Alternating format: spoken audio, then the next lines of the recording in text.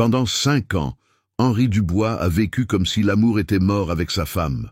Un homme qui ne pleurait ni ne souriait et savait à peine être père, jusqu'au jour où il rentra plus tôt que prévu d'un voyage et tomba sur une scène inattendue. Sa fille, riant aux éclats dans les bras de leur nouvelle nounou. Ce ne fut qu'un instant. Pourtant, en cet unique instant, son monde bascula, car parfois, l'amour retrouve son chemin par la même porte où la douleur est entrée. Henri n'était pas du genre à déroger à son emploi du temps, mais ce soir-là, une annulation de dernière minute le fit prendre le premier vol pour rentrer. Il n'a même pas prévenu Céline, son assistante. Son seul désir était de rentrer à la maison, peut-être de trouver Clara endormie seule sur le canapé, comme à son habitude. Mais lorsqu'il ouvrit la porte du penthouse, il se figea. Dans la cuisine ouverte, Clara était assise sur le comptoir, les pieds nus, le visage barbouillé de chocolat. En face d'elle, une femme qu'il n'avait jamais rencontrée, jeune, vêtue d'un simple sweat à capuche, les cheveux attachés à la va-vite, mélangeait une pâte à gâteau, riant comme si la joie faisait partie de sa description de poste. Clara riait. Vraiment. Henri resta là, immobile, comme quelqu'un qui assiste à une intimité trop profonde pour être interrompu. La femme le remarqua alors, calmement. « Bonsoir, monsieur Dubois. Nous tentions de faire un gâteau, mais je crois que nous avons plutôt inventé un pudding à la farine. » Et c'est là que son monde méticuleusement construit commença à se fissurer. Henri Dubois n'était pas le genre d'homme à perdre son sang-froid. À 39 ans, il était un géant du secteur financier, réputé pour ses décisions inébranlables, son air impassible et ses résultats constants. Mais peu connaissait la vérité derrière sa discipline presque robotique, le chagrin. 5 ans auparavant, il avait perdu Élise, la femme qu'il adorait, lors de la naissance de leur unique enfant. Depuis, Henri était en mode survie. Il avait établi une routine conçue pour éviter la pensée, les sentiments et les souvenirs. Une maison silencieuse, des journées passées au bureau, une succession de nounous temporaires, et Clara, grandissant du mieux qu'elle pouvait. Sa fille était soignée, nourrie, vêtue de vêtements coûteux, mais il manquait quelque chose d'essentiel, la présence. Henri n'était pas sans cœur.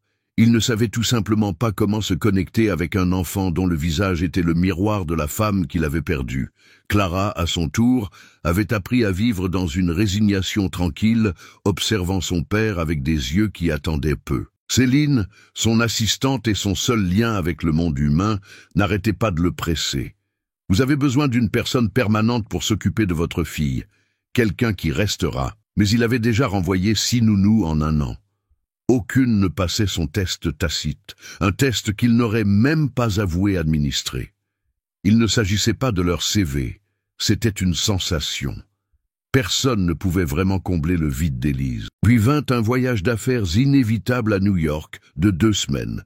Épuisé, Henri finit par céder. « Céline, engagez qui vous voulez.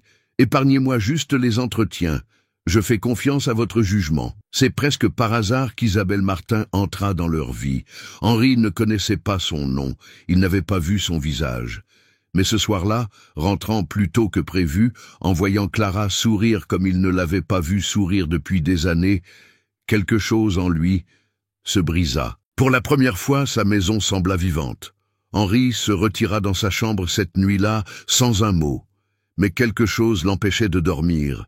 Ce n'étaient pas les rires. C'était sa propre absence dans ce souvenir.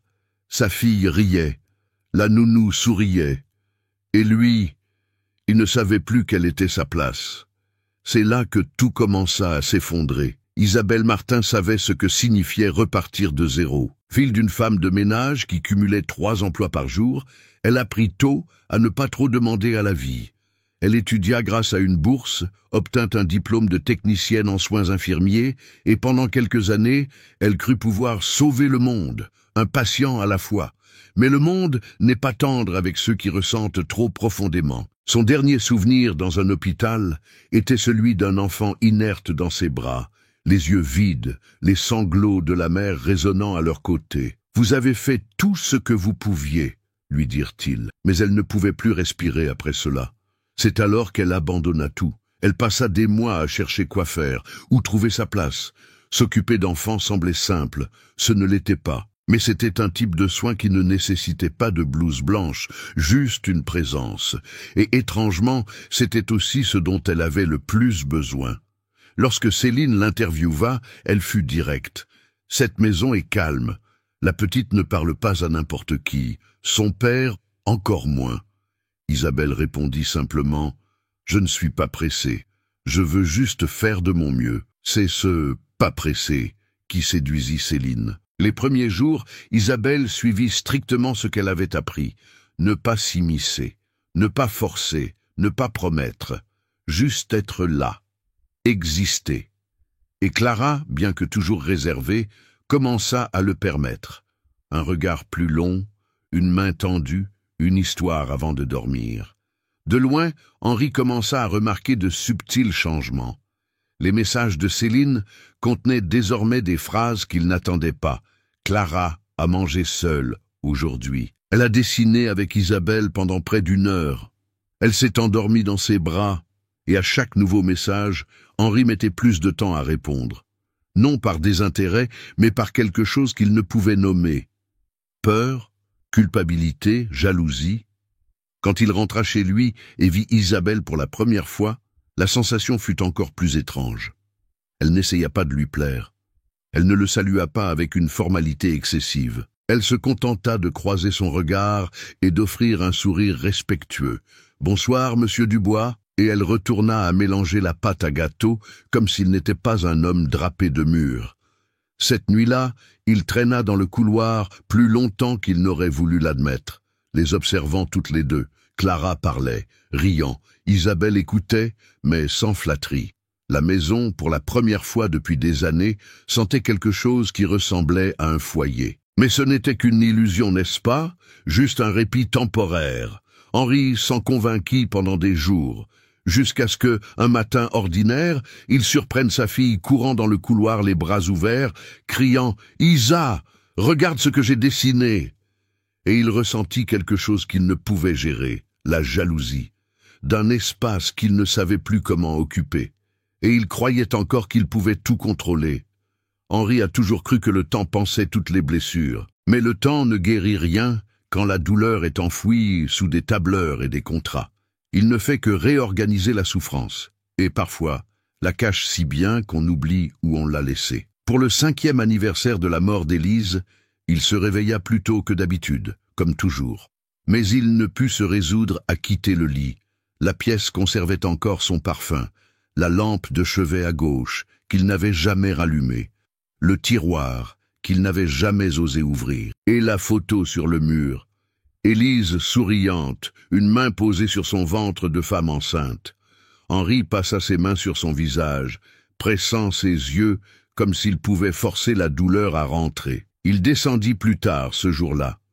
Il trouva Isabelle et Clara jouant avec de la pâte à modeler colorée sur le sol du salon. Elles ne remarquèrent pas immédiatement sa présence.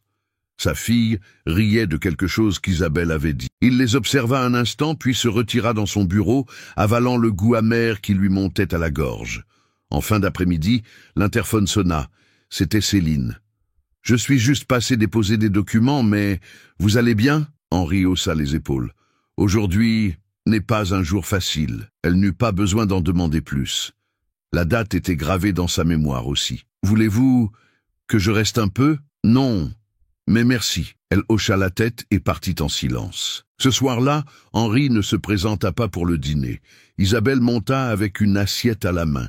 Elle frappa à la porte entr'ouverte du bureau. « Désolé de vous déranger, mais je pensais que vous devriez manger quelque chose. » Henri la regarda une seconde qui dura trop longtemps. Elle portait un sweat à capuche, ses cheveux en chignon désordonnés, et tenait l'assiette des 2 mains, comme offrant la paix. Aujourd'hui, cela fait 5 ans que j'ai enterré Élise. Ce fut la seule chose qu'il dit. Isabelle ne répondit pas. Elle entra. Elle posa l'assiette sur le bureau et s'assit dans l'un des fauteuils, sans demander permission, sans poser de questions. Henri resta immobile.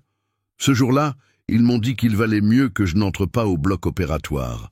Ils ont dit que ce serait rapide, que tout était sous contrôle. Je les ai crus. Silence. Quand le médecin est sorti, il a dit que Clara allait bien, Mais Élise, elle a eu des complications. Hémorragie. Elle n'a pas survécu. Sa voix se brisa sur le dernier mot. Je n'étais pas là. Je n'ai pas entendu son dernier souffle. Je n'ai pas dit au revoir. J'étais de l'autre côté de la porte, croyant qu'il y aurait plus de temps. Isabelle ferma les yeux, prenant une profonde inspiration. Je sais ce que c'est de perdre quelqu'un et de se sentir coupable d'avoir cru. Henri la regarda, comme si pour la première fois, il voyait quelque chose au-delà de la nounou de sa fille. Avez-vous déjà perdu quelqu'un comme ça? Oui, un petit garçon. Il avait 7 ans. Il est mort dans mes bras quand j'étais encore infirmière. J'ai fait tout ce que je pouvais, mais ce n'était pas suffisant. Sa mère m'a serré dans ses bras et m'a dit que ce n'était pas ma faute. Mais même ainsi, je n'ai pas pu continuer. Henri hocha la tête lentement. C'est comme si une partie de nous mourait avec eux, n'est-ce pas? Isabelle ne répondit pas. Elle resta juste là, présente. Après un moment, il murmura « Vous avez rendu la maison moins froide ». Elle sourit sans répondre. Cette nuit-là, il ne dormit pas dans le bureau. Il monta dans la chambre de sa fille. Elle dormait profondément, serrant un animal en peluche qu'Isabelle lui avait donné. Henri s'assit sur le bord du lit. Il passa une main dans les cheveux de sa fille, tout comme Élise le faisait avec lui quand le monde semblait trop accablant. C'est là qu'il comprit. Peut-être que la douleur ne disparaîtrait pas, mais peut-être n'avait-il plus à la porter seul. Avez-vous déjà dû sourire quand tout en vous ne voulait que disparaître? Si cette scène vous a rappelé quelqu'un parti trop tôt, ou une douleur que vous portez encore en silence, tapez « oui » dans les commentaires. Parfois, savoir que vous êtes là rend cette histoire encore plus significative. Le lendemain, Henri ne descendit pas pour le petit déjeuner. Mais pour la première fois, il ne s'enferma pas non plus dans son bureau. Il resta dans le salon, entendant vaguement la voix de sa fille, essayant de convaincre Isabelle de mettre des paillettes dans les cheveux des poupées. Elle disait « Ça brillera plus que la princesse du dessin animé », et Henri sourit. Non par amusement, mais comme quelqu'un s'adoucissant. Isabelle traversa le salon après avoir installé Clara devant un dessin animé. Henri leva les yeux. Elle s'arrêta, incertaine de devoir entrer. « Vous avez une étrange façon de prendre soin, » dit-il. Elle haussa un sourcil, surprise. « Que voulez-vous dire? Vous ne forcez pas, vous n'essayez pas de tout réparer, vous restez. » Elle offrit un demi-sourire. « C'est peut-être parce que je suis fatiguée d'essayer de sauver le monde. Maintenant, je veux juste être présente, tant que je le suis. » Henri resta silencieux. Cela le frappa puissamment. Présence, c'était le mot. C'était ce qu'il avait refusé à Clara, et d'une certaine manière, à lui-même. Cette nuit-là, ce fut lui qui lut l'histoire à sa fille. Sa voix était tremblante, sans rythme, et Clara le corrigea 2 fois sur la façon dont il imitait le lion de la jungle. Mais elle l'écouta jusqu'à la fin, sans peur, sans distance, son corps pressé contre sa jambe. Henri quitta la pièce, les yeux humides et la poitrine serrée. Il croisa Isabelle dans le couloir. « Elle t'a demandé de relire demain, » dit-elle. Henri s'arrêta. Il la regarda comme s'il ne savait pas trop quoi dire, et dit simplement « Merci de ne pas avoir abandonné. » Elle secoua la tête. « Je ne reste pas pour les autres. Je reste quand je sens que ça en vaut la peine. » Henri resta là, immobile, la regardant s'éloigner. Il ne savait pas si ça fonctionnerait, mais pour la première fois en 5 ans, il voulait essayer. La semaine suivante, Isabelle dut s'absenter. Un problème avec sa mère à l'hôpital. Elle prévint Céline à l'avance. Clara fut gardée par une nounou remplaçante pendant une journée, et ce ne fut qu'une journée. Mais Henri ressentit son absence. Ce n'était pas seulement le silence différent dans la maison, c'était le manque de quelque chose de vibrant. Clara, de nouveau, plus renfermée, les repas impersonnels, l'heure du bain difficile. Au moment du coucher, elle refusa de choisir un livre. « Je ne veux pas d'histoire ce soir. » Henri s'assit à côté de sa fille, incertain de ce qu'il fallait dire. Après quelques minutes de silence, Clara lâcha « Isa sait quand je suis triste sans que je dise rien. » La phrase le hanta toute la nuit. Quand Isabelle revint, ce fut comme si la lumière s'était rallumée dans une pièce qu'il n'avait pas réalisé avoir besoin d'éclairage. « Tout va bien avec votre mère ?» demanda-t-il, maladroitement. Elle hocha la tête. « Stable, pour l'instant. Merci de demander. » Henri ne sut comment répondre, mais lui offrit un café. Elle accepta. Ils parlèrent peu, mais il réalisa ce qu'il avait refusé d'admettre auparavant. Il ne s'agissait pas seulement de Clara, c'était elle, Isabelle, la façon dont elle remplissait l'espace, la paix qu'elle apportait sans rien promettre. Et pour la première fois, Henri se demanda en silence, et si je n'étais pas prêt à la perdre, elle aussi. Le 6e anniversaire de Clara approchait. Henri, toujours mal à l'aise avec les grandes réunions, demanda quelque chose de simple. Peu d'invités, rien d'extravagant. Il laissa la planification à Isabelle. « Vous connaissez mieux ses goûts que moi », avoua-t-il. Le jour de la fête, la maison était différente. Des fleurs simples sur les appuis de fenêtres, un gâteau fait maison, des rubans colorés attachés avec des pinces à linge. Clara courait joyeusement, déguisée en fée, criant « Aujourd'hui je suis magique !» Henri la regardait de loin. Il n'était pas sûr s'il ressentait de la joie ou du regret. Et puis il apparut.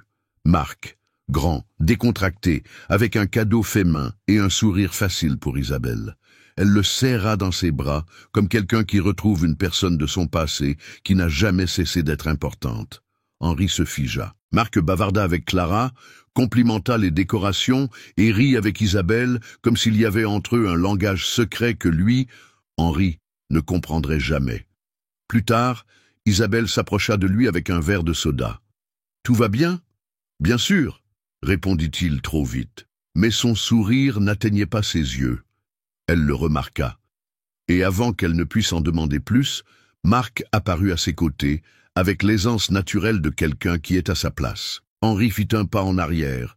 Il alla dans son bureau, ferma la porte, et fixa son reflet dans la vitre de la fenêtre, où la lueur de la fête atteignait à peine. Il ne savait pas ce qui faisait le plus mal, la peur de ressentir quelque chose, ou la peur de ressentir trop, de nouveau. Henri ne dormit pas bien cette nuit-là. La fête était terminée depuis longtemps.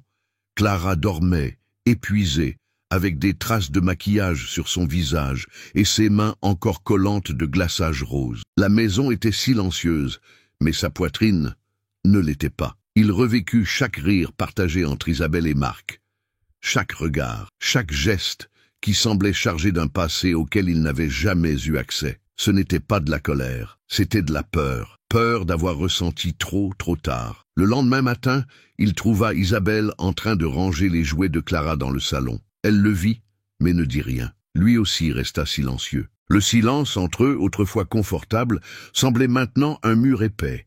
Henri fit demi-tour et se dirigea vers son bureau. Mais à mi-chemin, il s'arrêta.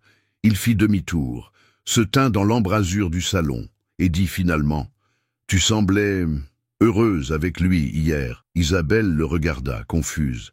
« Avec Marc ? » « Oui. » Elle prit une profonde inspiration. « C'est mon ami, Henri. C'est tout. Tu as ri différemment avec lui. Comme s'il y avait un endroit où je n'entre pas. » Elle se leva lentement. « Tu es jaloux ?» Il hésita, mais ne répondit pas. « Henri, je ne suis en compétition avec personne, et certainement pas en train de te demander de te battre pour moi. Mais si ta façon d'aimer est de t'éloigner quand tu ressens quelque chose, alors peut-être sommes-nous vraiment à des étapes différentes de la vie. » Il ferma les yeux, pressant ses tempes avec ses doigts. « Je ne sais pas comment gérer ça.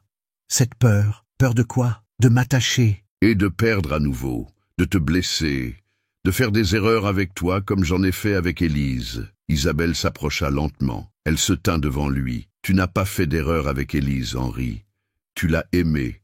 Et tu l'as perdue. Ce n'est pas une faute, c'est la vie. » Il la regarda dans les yeux, vulnérable. « Et si je me laissais simplement attirer par toi parce que je suis seul, confus, parce que j'ai besoin de quelqu'un ?» Elle déglutit difficilement. « Et si ce n'était pas ça? Et si tu me ressentais parce qu'il y a quelque chose de réel ici, quelque chose que nous n'avons pas demandé, mais qui est arrivé et est resté ?» Henri baissa le regard. « Tu me désarmes. Et tu me fais peur. » Il y eut un long silence. Puis, il leva la main et lui toucha le visage. Lentement, comme s'il avait peur de la briser. Mais aussi comme s'il savait qu'il devait le faire. Le baiser vint. Non pas comme une impulsion, mais comme une décision. Ce fut un baiser plein d'hésitation et d'abandon, de douleur et de désir, de deux mondes qui se heurtaient avec délicatesse. Quand ils se séparèrent, ils restèrent là.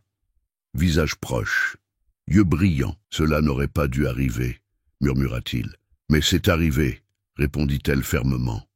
Henri passa une main dans ses cheveux, reculant. « J'ai peur de t'utiliser comme une échappatoire. Je ne veux pas que tu sois le pansement d'une histoire brisée. » Isabelle prit une profonde inspiration. « Je ne suis pas ton passé, Henri. Je suis ton présent, et je ne resterai que si tu me veux complètement, sans comparaison, sans projection, juste comme je suis. » Il la regarda. Il ne répondit pas. Mais son silence était différent cette fois. Elle sourit. Fragile. « Je vais dormir. Bonne nuit. » Henri resta là, immobile, la regardant monter les escaliers. Et quand elle disparut de sa vue, il ferma les yeux. Dans sa poitrine, quelque chose s'agita. Quelque chose qu'il pensait ne plus jamais ressentir. Mais maintenant, il était trop tard. Il était, enfin, en train de tout ressentir à nouveau. Henri ne dormit pas bien cette nuit-là. Le lendemain matin, il descendit pour le petit déjeuner et trouva la cuisine vide. L'arôme du pain frais persistait encore, mais Isabelle était déjà partie avec Clara pour l'école. Son absence lui faisait maintenant mal, comme un essoufflement subtil mais constant. Tout au long de la journée, il tenta de travailler, mais l'image d'Isabelle revenait sans cesse, la façon dont elle écoutait sans jugement, le courage de rester là où personne d'autre n'avait osé rester. En fin d'après-midi, il décida de monter dans sa chambre. Il frappa une fois. Attends, rien. Il ouvrit lentement la porte. Le lit était fait. La bibliothèque contenait quelques livres. Un sac à dos appuyé contre le mur. Sur le bureau, une note écrite d'une main ferme. « Je ne suis pas parti pour de bon, mais je ne resterai pas là où je ne suis pas choisi. » Henri s'assit sur le bord du lit. Il resta là pendant des minutes, peut-être des heures. Le silence de la maison n'était plus confortable. C'était un miroir. Cette nuit-là, il regarda une vieille photo d'Élise et Clara, ensemble. Il sourit avec tendresse et douleur. Mais cette fois, ce n'était pas de la culpabilité qu'il ressentait. C'était du manque. Et le manque n'a pas besoin d'empêcher quiconque de vivre à nouveau. La leçon qu'Henri apprit ne vint pas avec des cris ni avec des promesses. Elle vint avec la présence, avec quelqu'un qui resta quand tout était brisé, et qui ne demanda qu'une seule chose en retour, la vérité. Et c'est peut-être la partie qui résonne le plus avec vous qui regardez, car le voyage d'Henri nous rappelle qu'il n'est pas nécessaire d'être entier pour mériter l'amour, mais il faut être disponible. Et parfois, ce n'est que lorsque nous cessons de fuir que l'amour a la chance d'entrer à nouveau, non comme un remplacement, mais comme un choix. Si cette histoire a touché votre cœur de quelque manière que ce soit, si vous avez ressenti le poids de la perte ou la beauté de recommencer, laissez un pouce bleu. Cela nous montre que nous sommes sur la bonne voie. Et j'adore savoir qui est de l'autre côté de l'écran. Dites-moi dans les commentaires, de quelle ville ou de quel pays regardez-vous? Si vous croyez au pouvoir de telles histoires, abonnez-vous à la chaîne. Nous avons encore tant à vivre ensemble ici. Et chaque abonnement me donne la force de continuer. Et ne partez pas encore. Choisissez l'une des deux histoires que je vous ai laissées à l'écran. On se retrouve dans la prochaine vidéo.